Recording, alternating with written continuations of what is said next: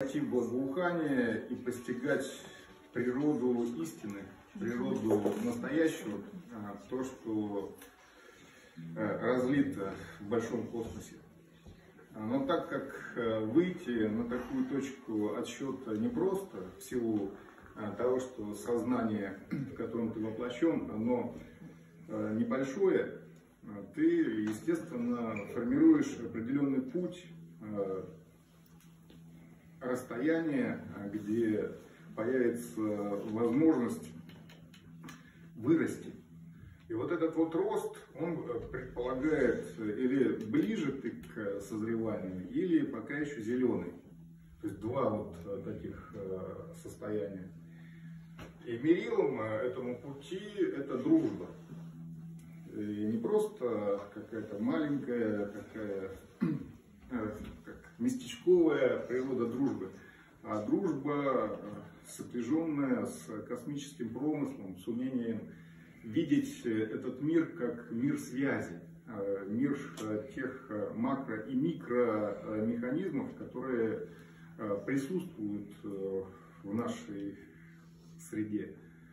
Но для того, чтобы обладать таким зрением, таким вниманием, наш космический род, он проходит уроки сквозь время, сквозь пространство, сквозь тысячи лет. И мы движемся в состоянии того, что называется птица Феникс. То есть периодически появляясь на арене и создавая определенную природу урока, потом полностью уходя, потом вновь появляясь. И сейчас мы вновь подошли к такому моменту, когда птица Феникс снесла в пространстве нашей России свое семечко в форме яйца.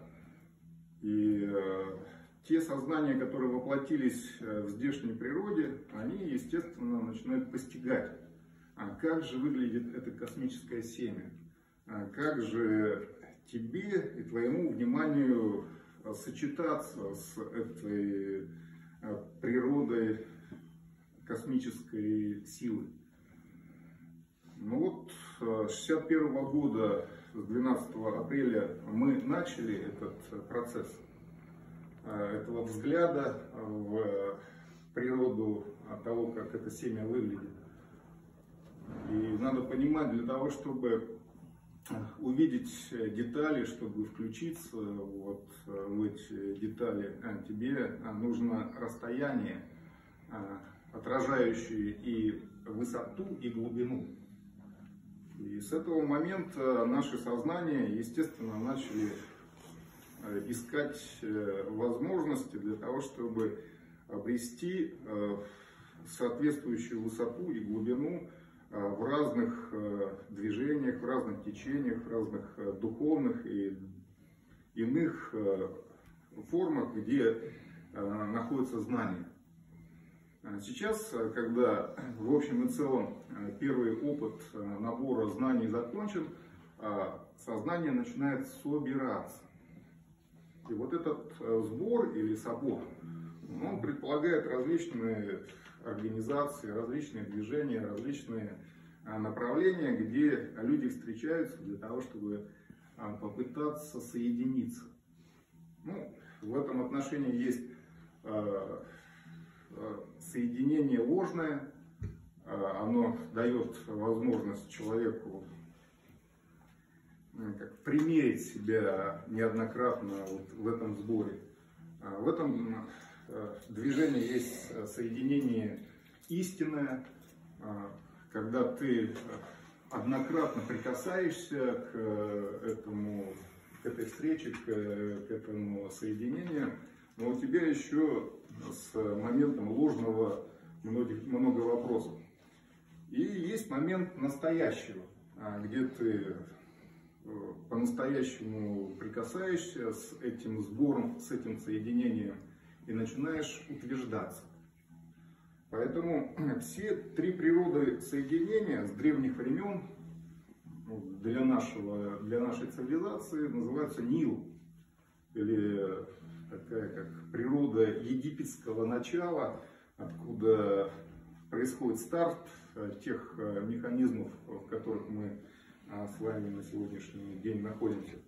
Поэтому в свое время, 1832 год, здесь на берегах Невы появились сфинксы, появились те атрибуты, внимание пирамид, внимание фараонов, откуда, как говорится, растут ноги. Ну и мы, естественно, начали постигать вот этот вот непростой для себя урок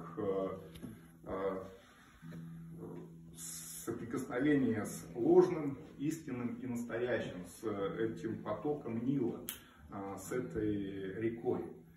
И для нас в здешнем пространстве это Нева, отражающая и напоминающая о движении этого древнего потока. Это выстрел Авроры, которая создает определенную настройку на то, что процесс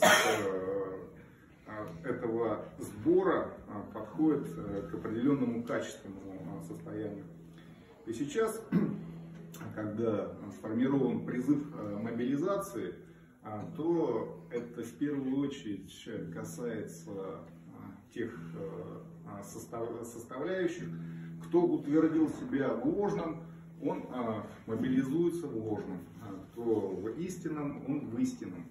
И тот, кто в настоящем, в настоящем. Но побеждает именно тот и двигается вперед, кто имеет отношение к настоящему. Поэтому, что настоящее, что такое русский космос, как протекает вот этот вот механизм передачи древнего наследия, это все сопряжено с тем вниманием, которое мы называем огонек, огонь, который создается нашей богатырской осознанностью. Ну вот этот журнал «Огонек», он в свое время был достаточно в стартовом своем начале обозначен в Советском Союзе, потом по инерции движение затухло, но явление здесь в Питере журнала «Костер» — это определенная попытка включиться в то соприкосновение с огнем, в то соприкосновение с космической природой, которая есть природа нашей победы. Спасибо.